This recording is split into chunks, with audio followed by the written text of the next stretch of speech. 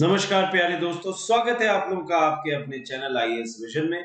So we are back और आज हम लोग बात करने वाले हैं अपनी पॉलिटी सीरीज को ही आगे बढ़ाएंगे और उसी पॉलिटी सीरीज में हमारा डिस्कशन होगा।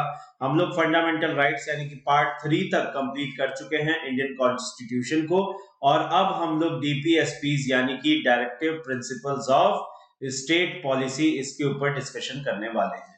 ये डीपीएसपी का पार्ट 1 रहेगा इस लेक्चर का।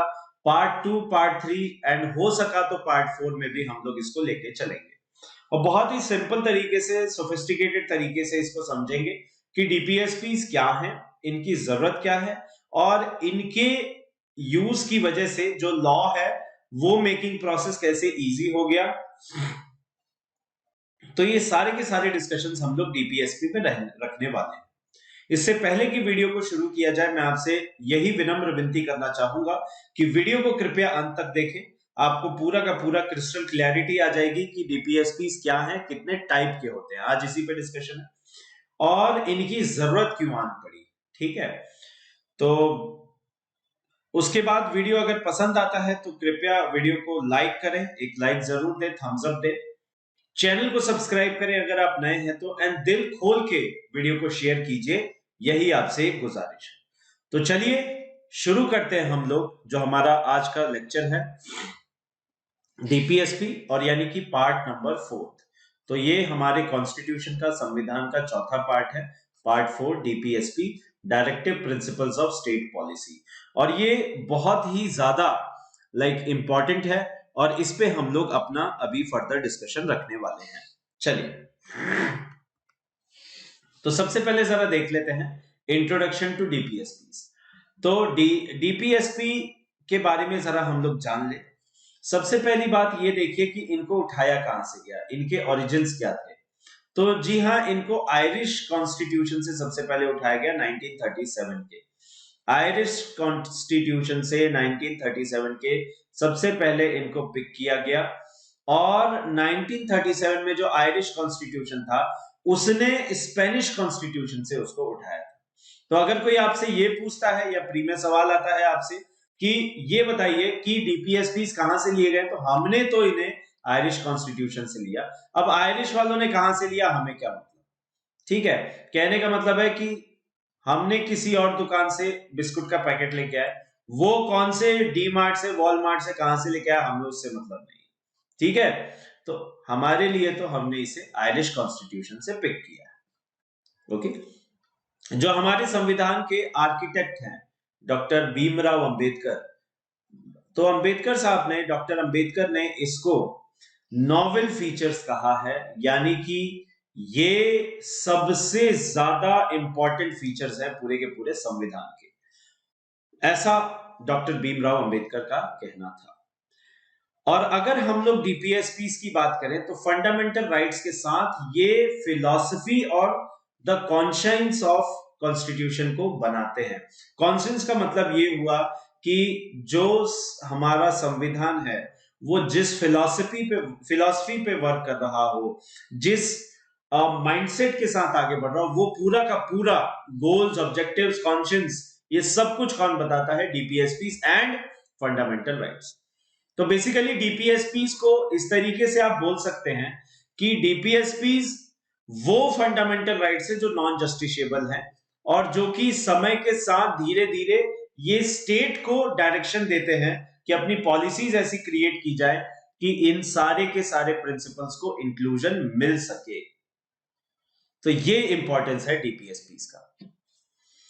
So these are the ideals, ये वो आइडियल्स हैं, ये वो आदर्श हैं जिन्हें की स्टेट को कंसिडर करना चाहिए जब वो अपनी पॉलिसीज या लॉज बना रहा हो। तो एक कंट्री को कुछ नियम, कुछ कायदे, कुछ कानून, कुछ पॉलिसीज को कंसिडर करना ही पड़ेगा, कुछ मॉरल्स को कंसिडर करना ही पड़ेगा पॉलिसी बनाते हुए, और यही है DPSPs, directive principles of state policies.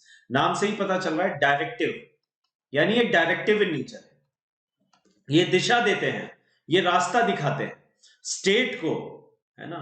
State को ऐसे प्रिंसिपल से ये रास्ता दिखाते हैं जिसपे कि वो अपनी पॉलिसी बना सके। ठीक है, और ये बिल्कुल वैसे ही है जो इंस्ट्रूमेंट ऑफ इंस्ट्रक्शंस है, गवर्नमेंट ऑफ इंडिया 1935 एक्ट जो आया था, उसमें ये बस ब्रिटिश ईस्ट इंडिया कंपनी या फिर हम यूं बोले ब्रिटिशर्स के लिए डीपीएसपी था, ये कह सकते हैं। वो लोग अपने स्टेट को फॉर्मुलेशन करते वक्त, उसके लिए पॉलिसीज फॉर्मुलेशन करते वक्त जो प्रिंसिपल्स का यूज करते, वो इंस्ट्रूमेंट्स ऑफ इंस्ट्रक्शन था। हमारे लिए जो है आजाद भारत के लिए है DPSP, directive principles of state policies. तो चलिए जरा इनके ऑब्जेक्टिव्स देख लें। तो सबसे पहला काम तो इनका है इकोनॉमिक एंड सोशल डेमोक्रेसी को सेटअप करना। देखिए, अगर सीधी सी बात की जाए तो political, social and economic democracy, इसकी बात होती है। तो अगर हम लोग बात करें पॉलिटिकल डेमोक्रेसी, तो पॉलिटिकल डेमोक्रेसी तो फंडामेंटल राइट्स हमें दे देते हैं। पॉलिटिकल डेमोक्रेसी का मतलब क्या हुआ, यानी कि फॉर एग्जाम्पल यूनिवर्सल सफरेज, 18 साल का अगर कोई व्यक्ति है, एडल्ट है, तो उसको वोटिंग अधिकार मिलना चाहिए, ये उसका फंडामेंटल अधिकार है। ये पॉलिटिकल डेमोक्रेसी को शो करता है। कोई भी व्यक्ति है, उससे राइट टू लाइफ नहीं छीना जा सकता, ये पॉलिटिकल डेमोक्रेसी है। तो फंडामेंटल राइट्स जितने भी है वो पॉलिटिकल डेमोक्रेसी को इंश्योर करते हैं। लेकिन जो सोशल डेमोक्रेसी है, इकोनॉमिक डेमोक्रेसी है, जैसे कि आगे हम लोग पढ़ेंगे कि ये स्टेट को ओवरलुक करना है अपनी पॉलिसीज में, कि जो गैप है रिच एंड पुअर का वो बढ़ता ना जाए, तो सोशल एंड इकोनॉमिक डेमोक्रेसी बनी रहे। तो ये हैं डायरेक्टिव प्रिंसिपल्स, ये इसको इंश्योर करते हैं कि सोशल एंड इकोनॉमिक डेमोक्रेसी इस स्टेट में, इस हमारे कंट्री में मेंटेन रहे। ओके, और ये क्या है, नॉन जस्टिसेबल है। नॉन जस्टिसेबल का मतलब ये हुआ कि आप के फॉर एग्जांपल संविधान में लिखा हुआ है कि ये स्टेट का कर्तव्य है कि वो अपनी पॉलिसीज को इस तरीके से बनाए कि जो रिच एंड पुअर है उनका गैप नहीं बढ़े, है ना, वो कम से कम हो। तो ये लेके आप ये नहीं बोल सकते कि साहब सुप्रीम कोर्ट पे आप पहुंच गए कि साहब देखिए डीपीएसपी में ऐसा लिखा है और मेरे साथ में ऐसा नहीं हो रहा, मैं अभी भी गरीब हूं, है ना, मेरे पास में मर्सिडीज नहीं है, ऑल्दो मेरे पास में टोयोटा फॉर्च्यूनर है, लेकिन मर्सिडीज नहीं है ना, तो मैं गरीब हूं, है ना। तो ये लेके आप नहीं जा सकते। पहली चीज तो आप गरीब नहीं है, उस कैटेगरी नहीं आते। बट जस्ट एन एग्जांपल, तो कहने का मतलब ये नॉन जस्टिसेबल का मतलब ये होता है कि इनको लेके, इनके हनन को लेके आप ये नहीं बोल सकते कि ऐसी पॉलिसी नहीं बनी तो ये मेरा इसको लेके मैं सुप्रीम कोर्ट में जाऊंगा एंड गवर्नमेंट को स्यू करूंगा। No, they are non justiciable in nature, इन पे आप जस्टिस सीख नहीं कर सकते। So they are basically fundamental rights but non justiciable, ऐसा बोल सकते हैं, है ना। नॉट फंडामेंटल राइट्स बट या, ये भी फंडामेंटल राइट्स की ही कैटेगरी एक तरीके से बोल सकते हैं। बस ये है कि ये जस्टिसेबल नहीं है। कहने का मतलब ये हुआ कि यहाँ पे आप इनके मतलब इनका अगर हनन होता है, इनका अगर वायलेशन होता है, आपको लगता है कि ऐसी पॉलिसीज नहीं है हमारे कंट्री में, तो आप सुप्रीम कोर्ट को अप्रोच नहीं कर सकते, दैट इज रॉन्ग। ओके, लेकिन उसके बावजूद देखिए आर्टिकल 37 जो है वो ये कहता है कि these principles are fundamental in the governance of the country and it shall be the duty of the state to apply these in making laws। तो आर्टिकल 37 कहता है, देखिए आर्टिकल 36 से 51 के बीच में। तो आर्टिकल 36 क्या कहता है, आर्टिकल 36 कहता है कि स्टेट की जो डेफिनेशन दी गई थी आर्टिकल 12 में, आर्टिकल 12 में जो स्टेट की डेफिनेशन दी गई थी वही आर्टिकल 36 में भी स्टेट की डेफिनेशन। कहने का मतलब union government, state government, panchayat level government, municipal government, तो 3 tiers ऑफ गवर्नमेंट सारी जो ऑफिसेज हैं owned by the government, right, with in the territory of India, ये सारे के सारे किस में आते हैं, स्टेट की डेफिनेशन में आते हैं। तो ये 12वीं आर्टिकल में हम देख चुके हैं। अब 36वें आर्टिकल में भी इसी को यूज किया जाएगा, इसी को इंक्लूड किया जाएगा। So this is article 36 for you, right. अब आर्टिकल 37 क्या कहता है कि ये नॉन जस्टिसेबल है, ठीक है, माना, लेकिन इन प्रिंसिपल्स को यूज करना गवर्नमेंट का काम है और ये फंडामेंटल है गवर्नेंस ऑफ द कंट्री के, यानी कि इनके बेसिस पे ही गवर्नेंस होगी, जो पॉलिसीज बनेंगी, जो लॉज बनेंगे, जो लॉज इनेक्ट होंगे, वो इन्हीं के बेसिस पे बनेंगे, right. So that is the meaning of fundamental in governance, और ये स्टेट की ड्यूटी है कि आप इनको अप्लाई करेंगे। मैं आपको एक इंसिडेंट कोट करता हूं। बहुत ही डेकोरेटेड एंड सबके बीच में बहुत ही फेमस पर्सनालिटी है सुब्रमण्यम स्वामी, है ना। So I think you might be knowing him, Subramanian Swamy. तो इनसे सिविल यूनिफॉर्म सिविल कोड के ऊपर इनसे एक सवाल पूछा गया था। इनसे एक लॉ स्टूडेंट ने ही पूछा था कि सर यूनिफॉर्म सिविल कोड, आगे चल के आप देखेंगे कि ये तो डीपीएसपी का पार्ट है और ये नॉन जस्टिसेबल है, तो आप यूनिफॉर्म सिविल कोड को लेके बीजेपी गवर्नमेंट इतना प्रोएक्टिव क्यों है ना। इतने प्रोएक्टिवली क्यों ऐसा कहा जा रहा है कि यूनिफॉर्म सिविल कोड चाहिए, यूनिफॉर्म सिविल कोड चाहिए। तो Subramanian Swamy said and he quoted this article 37 कि यस ये डीपीएसपी है, लेकिन ये स्टेट की ड्यूटी है, ये स्टेट की फंडामेंटल ड्यूटी है कि डीपीएसपी के रिगार्डिंग लॉस को लाने का इंश्योर करे। आर्टिकल 37 ऐसा कहता है। So this is the importance of article 37 कि नॉन जस्टिसेबल होने के बावजूद ये कहता है कि नहीं, लॉस बनने चाहिए तो इस तरीके से बनने चाहिए कि डीपीएसपी को एक सॉलिडरी ग्राउंड धीरे धीरे मिलता है। एक्चुअली हुआ क्या था, थोड़ा सा आप इसका बैकग्राउंड समझिए कि सॉरी, उस समय जब हमें आजादी मिली ही थी तो देश की जो स्थिति थी वो उतनी अच्छी नहीं थी। हम लोग इकोनॉमिकली उतने स्ट्रॉन्ग फ्रंट फुट पे नहीं थे। हम लोगों के पास में उतना स्ट्रॉन्ग मिलिट्री प्रेजेंस कुछ भी नहीं था, है ना। एंड सोसाइटी भी आप ये समझिए कि अलग अलग प्रोविंसेस में बटे हुए थे। तो उन सारे के सारे कल्चर्स को, प्रोविंसेस को एक करना और सोशल एंड इकोनॉमिक डेमोक्रेसी देना उस समय संभव नहीं था। तो हमारे जो कॉन्स्टिट्यूशन मेकर्स, जो फोर फादर्स थे, उन्होंने ये डिसाइड किया कि फंडामेंटल है ये गवर्नेंस में और इनको इंक्लूड किया जाना चाहिए इन डायरेक्टिव प्रिंसिपल्स को, लेकिन अभी के लिए इनको जस्टिसेबल स्टेटस नहीं देते।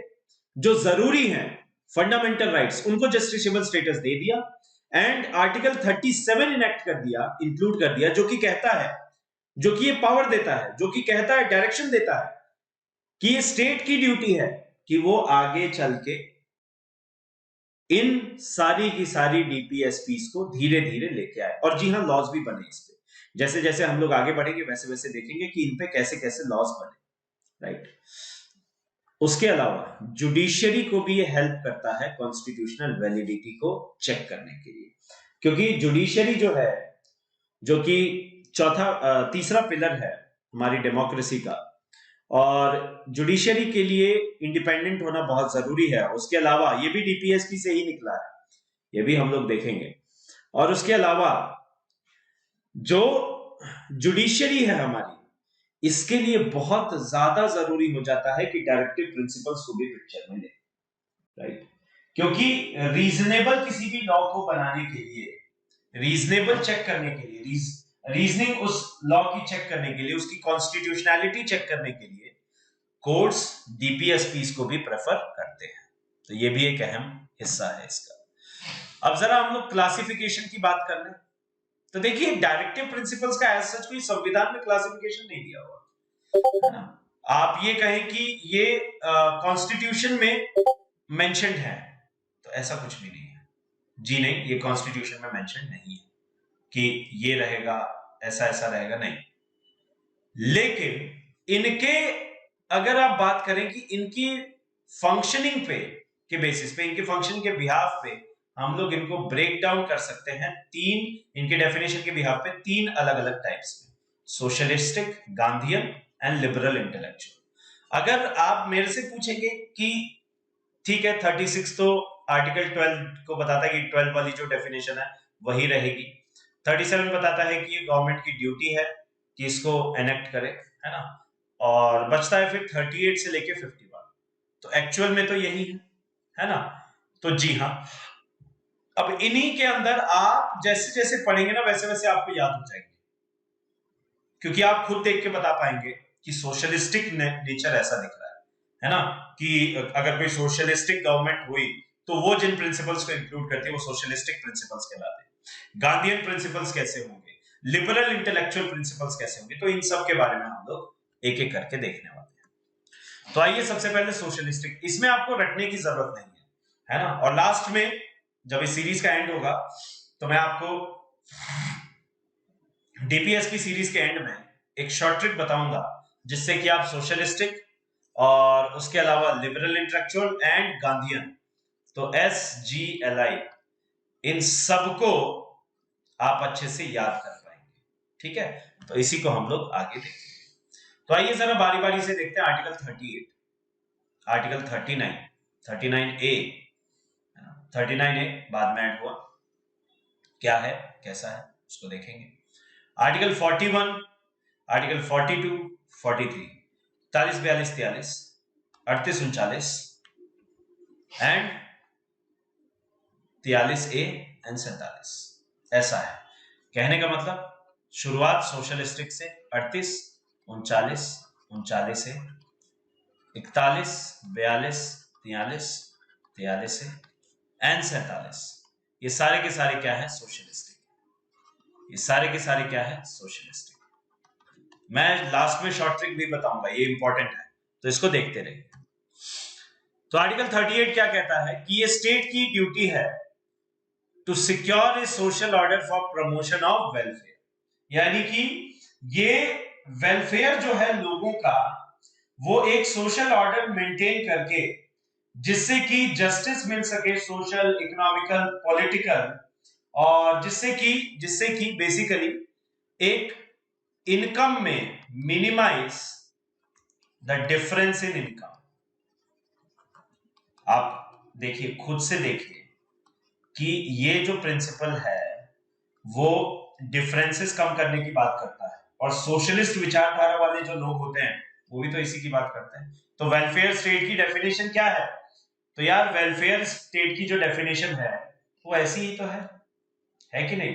वेलफेयर स्टेट की जो डेफिनेशन है वो तो ऐसी ही तो है, यानी कि इनकम में स्टेटस हो गया, उसके अंदर फैसिलिटीज हुआ, अपॉर्चुनिटीज हुआ, तो इन सब में जो डिफरेंस है वो मिनिमम हो सके, है ना, गैप जो है वो कम हो सके, ये आर्टिकल 38 इंश्योर करने को बोलता है। ठीक है, नेक्स्ट हम लोग देखें आर्टिकल 39। ये है central principles of policy to be followed by the state. ये बहुत अहम है क्योंकि इसमें क्या आ जाता है कि adequate means of income, right, adequate means of earning होनी चाहिए सारे सिटीजन को, लाइवलीहुड जिसे कहते हैं। ठीक है, उसके बाद में equal distribution of material resources, हमारे देश के पूरे रिसोर्सेज पे हम सबका अधिकार है, तो पॉलिसीज ऐसी होनी चाहिए कि सबके पास इक्विटेबल डिस्ट्रीब्यूशन हो मटेरियल सोर्सेज का, है ना, और कम्युनिटी वाइज भी डिस्ट्रीब्यूशन अच्छी बात है। ठीक है, और जो वेल्थ है उसका कॉन्सेंट्रेशन ना हो, कॉन्सेंट्रेशन ऑफ वेल्थ, इसको प्रिवेंट करना। ठीक है, इसको किसी भी हाल में प्रिवेंट करना है, राइट, इसके प्रिवेंशन जरूरी है, तो ऐसी पॉलिसीज होनी चाहिए। ठीक है, उसके बाद में equal pay equal work, right, equal pay equal work, भले ही कोई लेडी हो भले ही कोई मैन हो, अगर सेम काम कर रहे हैं तो दोनों को सेम पे मिलना चाहिए। ठीक है, उसके बाद में हेल्थ, उन वर्कर्स की हेल्थ, स्ट्रेंथ, वर्कर्स की, उनकी फैमिली की, इसको भी इंश्योर करना पड़ेगा, इसको भी इंश्योर करना चाहिए। तो ये पढ़ के ही आपको लग रहा है कि सोशल है ना। और healthy development of children, last एक बाद में अमेंडमेंट में ऐड किया गया, हेल्दी डेवलपमेंट ऑफ चिल्ड्रन, तो इसको भी इंश्योर करना है क्योंकि children are the future of the nation, तो healthy development of the children को भी इंश्योर करना है। नेक्स्ट है 39A, ये कहता है कि equal justice and free legal aid. कहने का मतलब है, मान लीजिए कोई व्यक्ति है वो अपना केस लड़ नहीं सकता, आप देखिए कि इसको पढ़ने में ही कितना ज्यादा समय लग रहा है, कैसी अजीबोगरीब भाषा होती है कई बार, संविधान की भी, लॉ की भी, तो इसीलिए जरूरी है कि जो व्यक्ति पढ़ लिख नहीं पाता वो गरीब व्यक्ति तक भी जस्टिस पहुंचे, और जस्टिस पहुंचने के लिए सिर्फ ये जरूरी नहीं है कि आपने जुडिशियरी सिस्टम बना दिया, उस जुडिशियरी सिस्टम में एक्सेस मिलना भी जस्टिस सर्व करना है। सो उसी जस्टिस के लिए फ्री लीगल एड प्रोवाइड करना भी स्टेट का काम है। अब ये हो गया है, पहले नहीं था, पहले लॉ नहीं था, अब इसके बारे में लॉ है। नाउ फ्री लीगल एड दी जाती है टू पुअर। तो मैं बता तो रहा हूं कि जब देश आजाद हुआ तो उतने संसाधन नहीं थे हमारे पास, तो इसीलिए इनको जामा पहना दिया गया डीपीएसपी का। है ये बेसिकली राइट्स किसी भी इंडिविजुअल, है ना, जो स्टेट से एक्सपेक्ट करता है। नेक्स्ट है article 41, right to work, to education and to public assistance in certain cases. ठीक है, जैसे कि मान लीजिए कि कोई भी व्यक्ति है, उसको राइट टू वर्क मिले, एजुकेशन का अधिकार मिले, और अगर मान लीजिए वो अनएम्प्लॉयड है तो उस तक, ये देखिए गुजारा भत्ता की जो बात चलती है कई बार कि गुजारा भत्ता दिया जाए, अनएम्प्लॉयमेंट के लिए कुछ कंसेशन मिलना चाहिए, कुछ उनको बेनिफिट्स मिलने चाहिए, राइट। तो गुजारा भत्ता देने की बात चलती है, तो ये अनएम्प्लॉयड लोगों को पब्लिक असिस्टेंस मिल सके, राइट, या फिर अनएम्प्लॉयड लोग हैं उनके लिए ऐसी पॉलिसीज आ सके जिससे कि उनको वर्क अश्योर हो, जैसे कि एमजी नरेगा स्कीम, है ना, एमजी नरेगा स्कीम, तो ये भी उसी के इंश्योरेंस के लिए, ठीक है। तो इसको हम लोग कह सकते हैं public assistance in certain cases, right. Next है article 42, provisions for just and humane conditions of work and maternity leave. बिल्कुल सही बात है। फॉर एग्जांपल किसी फैक्ट्री में कोई वर्कर्स काम कर रहे हैं, अगर उस फैक्ट्री में रहने की स्थिति बहुत बेकार है तो क्या उनका काम करना हेल्दी हो पाएगा? नहीं। अगर कोई महिला जो गर्भ से है, गर्भवती है, और 5 से 6 महीने की वो गर्भ अवस्था झेल चुकी हैं, तो अगले 3 महीने तो बहुत क्रूशियल होते हैं, और उसके बाद के 2 महीने, 1 से 2 महीने, 1 महीना मान लीजिए, उसका रेस्ट भी बहुत जरूरी है। तो ये 4 महीने का मैटरनिटी रिलीफ भी इंश्योर किया जाना चाहिए, और अब ये आ चुका है, ठीक है। अब इसके रिगार्डिंग पॉलिसीज ऐसी बन चुकी हैं, ठीक है। तो देखिए धीरे धीरे ही सही, लेकिन हम लोग इन गोल्स को अचीव करने की ओर बढ़ रहे हैं, अपने कदम बढ़ा रहे हैं। उसके अलावा securing the living ways for workers, workers के लिए लिविंग वेज प्रोवाइड करना बहुत ज्यादा जरूरी है, ताकि उनका एक डिसेंट लाइफ स्टैंडर्ड और सोशल स्टैंडर्ड मेंटेन रहे। देखिए लिविंग वेज क्या होती है, एक होता है मिनिमम वेज। अगर आप मिनिमम वेज की बात करोगे तो मिनिमम वेज का मतलब है इतना सैलरी मिले, इतना पगार मिले कि वो उसका रोटी, उसका कपड़ा और मकान, ये काम हो जाए, रहना, खाना और उसको पहनने का इतना मिल सके। लेकिन लिविंग वेज क्या होता है, लिविंग वेज मिनिमम वेज से ज्यादा होगा, और इसमें जो है वो व्यक्ति को इतना मिलता है कि वो अपने बच्चों के लिए सोच सके, बच्चों के भविष्य के लिए सोच सके, ठीक है, और उनके फ्यूचर को सिक्योर कर सके, एजुकेशन उनको प्रोवाइड कर सके।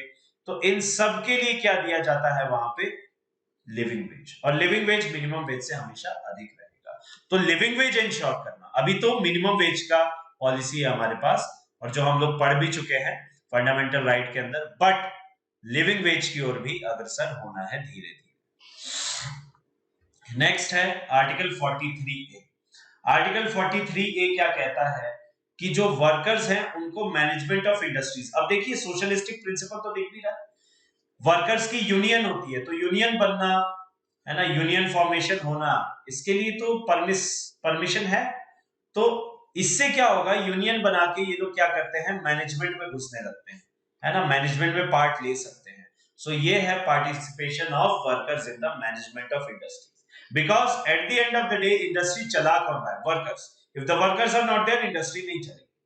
सो दैट इज व्हाई उनके हिसाब से भी कुछ चीजें सेट होनी चाहिए। फॉर एग्जांपल कंडीशंस उनके अकॉर्डिंग रहे, एटलीस्ट मशीन्स उनके अकॉर्डिंग रहे, सेफ्टी फीचर्स रहे, तो इन सब के लिए उनका मैनेजमेंट में उनका रिप्रेजेंटेशन आना जरूरी है। That is why participation of workers in the management of industries, ये भी इंश्योर करना चाहिए स्टेट को, ठीक है। उसके बाद में आर्टिकल 47 है, ये कहता है कि स्टेट की ये ड्यूटी है ताकि वो level of nutrition and standard of living and to improve the public health. Fit India programme चला, तो फिट इंडिया कैंपेन के तहत गवर्नमेंट इसी गोल को इंश्योर करना चाह रही है। हालांकि ये कोई लॉ नहीं बनाया, it is a campaign just, लेकिन वो इसी गोल को अचीव करना चाह रही है। That is the goal of the government. Next है गांधीयन प्रिंसिपल्स। अब गांधीयन प्रिंसिपल्स क्या, देखिए महात्मा गांधी जो थे वो हमारे राष्ट्र के आजादी के बाद, मतलब आजादी दिलवाने में बहुत ज्यादा इनका योगदान था।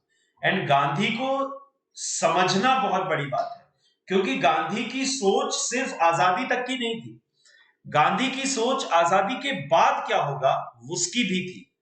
और देखिए उसके लिए ये प्रिंसिपल्स में आपको पता चलेगा कि गांधी की जो सोच थी उसको भी इनकलकेट किया गया है, उसको भी इंक्लूड किया गया है। ये बहुत ज्यादा इंपॉर्टेंट है, ठीक है।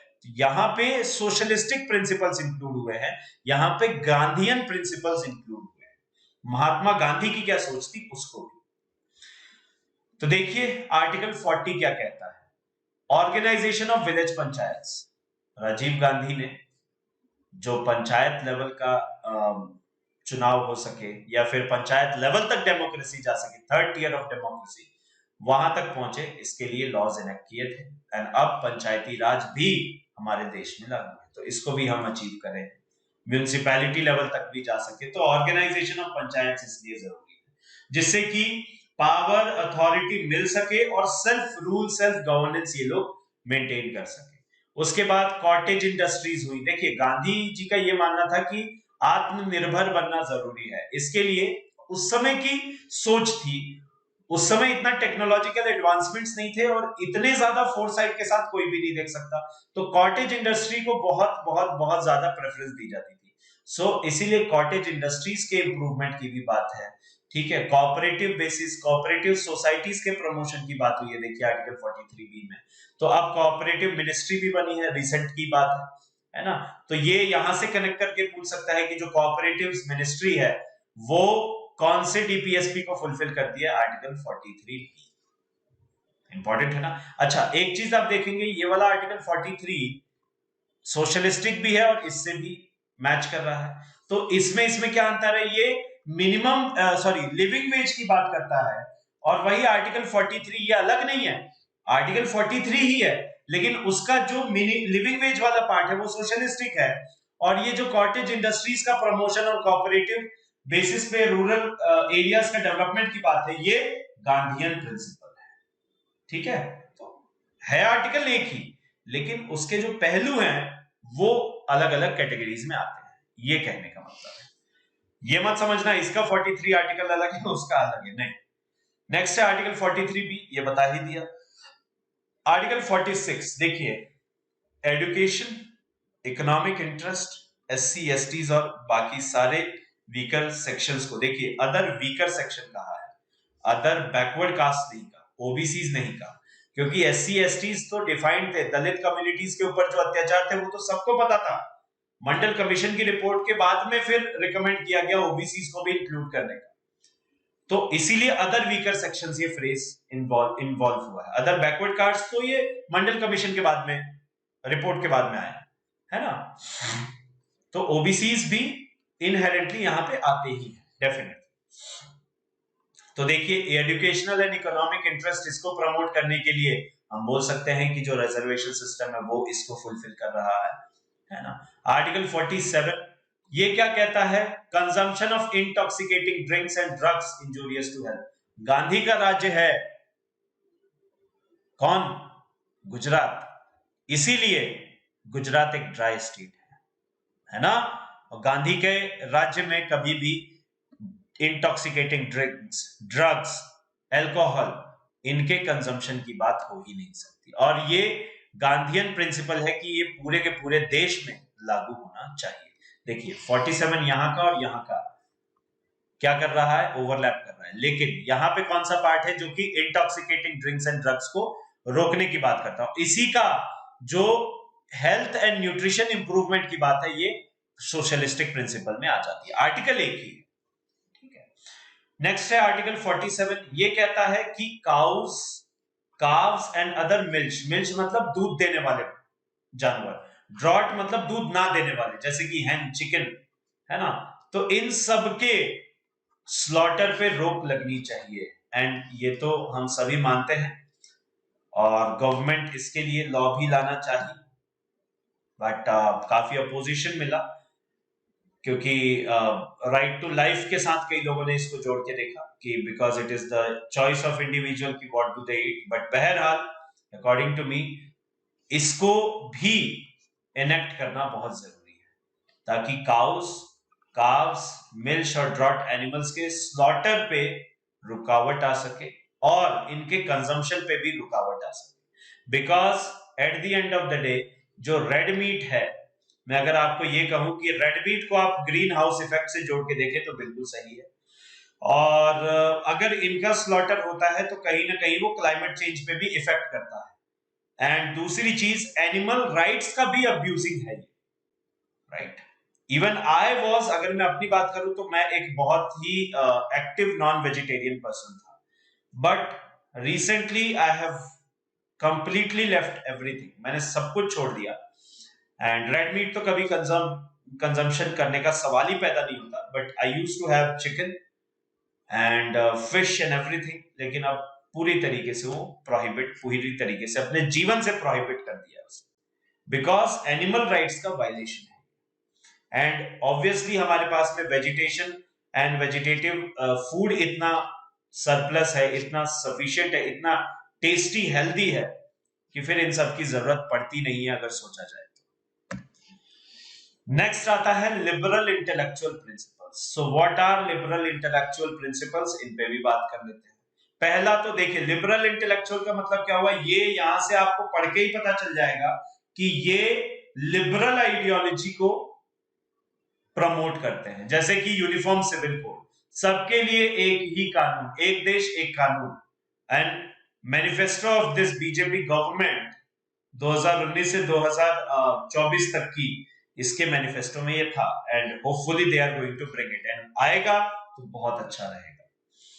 नेक्स्ट है provision for early childhood care and education to children below the age of 6 years. जो न्यू एजुकेशन पॉलिसी है वो इसके ऊपर ध्यान देती हुई प्रतीत होती है। आर्टिकल 48 ये कहता है organisation of agriculture and animal husbandry, organisation of agriculture and animal husbandry. इसके लिए कहने का मतलब ये हुआ, एग्रीकल्चर को प्रमोट करना जरूरी है। आज भी हमारे देश में जो जनता है उसमें अगर आप देखें तो 70% of India lives in the rural areas, गांव में रहता है 70% भारत। तो इसीलिए एग्रीकल्चर को इंप्रूव करना, उसको एज एन इंडस्ट्री ऑर्गेनाइज करना बहुत ज्यादा जरूरी होता है, ठीक है। और आर्टिकल 48 से ओवरलैप करता है, क्योंकि यहाँ पे स्लॉटर को रोकने की बात हुई है, एंड आर्टिकल 48 यहाँ पे जो आ रहा है इसमें बात हुई है एनिमल हस्बेंड्री को ऑर्गेनाइज करने की, प्रमोट करने की। कहने का मतलब है, don't slaughter the cows, you can use their milk. Don't slaughter the hen, you can use their eggs। तो इस तरीके से ये बात हुई है, एनिमल हस्बेंड्री के प्रमोशन की बात ये होती है। अगला है आर्टिकल 48A, जो कि कहता है प्रोटेक्शन एंड इंप्रूवमेंट ऑफ, इसको भी बाद में ऐड किया गया, सेफ गार्डिंग ऑफ। जी हाँ, बिल्कुल, ये बहुत ज्यादा जरूरी है। एटलीस्ट 1/3 ऑफ द एरिया हमारा क्या होना चाहिए, हमारा जो 1/3 एरिया है कंट्री का, वो पूरा का पूरा फॉरेस्ट एरिया होना चाहिए, फॉरेस्ट द्वारा ऑक्युपाइड होना ही चाहिए, राइट। तो इसको भी इंश्योर करना जरूरी है। वाइल्ड लाइफ प्रोटेक्शन एक्ट इसका एक सबूत है, साक्ष्य है। Article 49 protection of monuments and places of national importance. जी हाँ, बिल्कुल सही बात है। अब कई लोगों की आदत होती है क्या, कि वो जाते हैं कहीं पे लिख देते हैं कि रामू वेट्स शामू, है ना, रामू लव्स शामू, मतलब ऐसा ही कुछ, और dash dash dash I love you, और ये वो पता नहीं क्या, दैट इज डिस्ट्रक्शन। तो इसी को रोकने के लिए जो प्लेसेस ऑफ नेशनल इंपॉर्टेंस है, जो हमारी हेरिटेज है, विरासत है, इन सब को बचाने के लिए भी लॉस को इनेक्ट करना जरूरी है।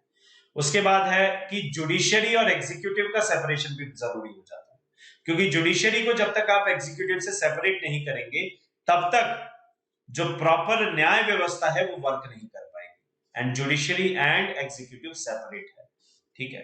और इसी के चलते जो डीसी है एंड डीएम, इनको अलग किया गया। किसी भी डिस्ट्रिक्ट में पहले एक ही होता था, डीएम कहते थे, कलेक्टर कहते थे, लेकिन अब डीसी अलग है रेवेन्यूज एंड ये जुडिशियल टर्फ को संभालने वाले हैं, राइट। तो ये इसका एग्जाम्पल है। Promotion of international peace and security, इसी के चलते हम लोग नॉन अलाइनमेंट को फॉलो करते हैं, राइट। बट रिसेंट ट्रेंड्स को देखते हुए ये लगता है कि हमें नॉन अलाइनमेंट छोड़ना होगा।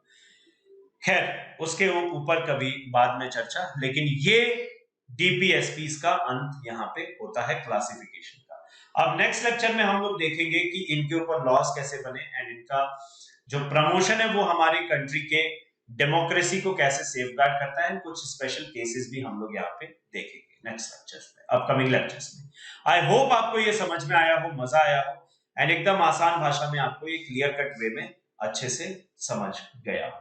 लास्ट में मैं आपको, जब ये सीरीज का लास्ट लेक्चर आएगा, तब मैं आपको इसकी एक शॉर्ट ट्रिक बताऊंगा याद करने की, कि सोशलिस्टिक कौन से होते हैं, गांधीयन कौन से, लिबरल इंटेलेक्चुअल कौन से। तब तक के लिए बाय बाय, जय Hind, thank you so very much. Please video को लाइक कीजिए, शेयर कीजिए, चैनल को सब्सक्राइब कीजिए अगर आप नए हैं तो। एंड किसी भी, देखिए एनालिसिस लेवल का है कि UPSC IAS examination, UPSC civil services examination से लेके किसी भी स्टेट पीएससीज हो गए या फिर और कोई एग्जामिनेशन जिसमें पॉलिटी पूछी जाती है, आप आराम से सारे क्वेश्चंस निपटा लेंगे, ठीक है। तो इसी के लिए मैं आपसे ये कहूंगा, शेयर करते रहिए ताकि ज्यादा से ज्यादा लोगों तक ये एक जो हमारे लेक्चर सीरीज है वो पहुंचती रहे। बहुत बहुत धन्यवाद। जय हिंद, जय भारत, वंदे मातरम।